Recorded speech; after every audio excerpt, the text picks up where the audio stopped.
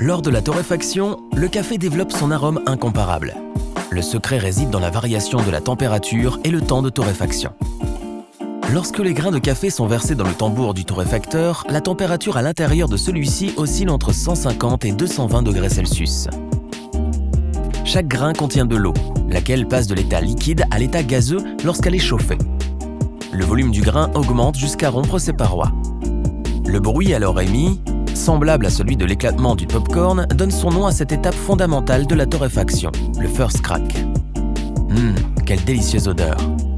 La torréfaction claire est interrompue après le premier craquement, la torréfaction foncée souvent seulement après le deuxième. De plus grandes quantités de grains de café sont torréfiés dans une machine plus grande. Le maître torréfacteur vérifie constamment la couleur et la qualité des grains.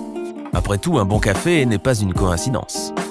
Lorsqu'il est satisfait du résultat, il arrête le processus de torréfaction et laisse refroidir les grains. Plus la torréfaction est claire, plus le café est acide et léger et plus intenses sont les arômes qu'il développe. Plus la torréfaction est soutenue, plus le café sera noir, corsé, caramélisé et gagnera en amertume, idéal pour l'espresso. Pour que le café conserve ses arômes et son goût, il doit être correctement conditionné, c'est-à-dire dans un emballage hermétique. Il existe différentes méthodes de conditionnement du café. La valve de protection des arômes permet de libérer la surpression causée par les gaz naturels qui s'échappent des grains de café fraîchement torréfiés. Le café est maintenant prêt à être vendu.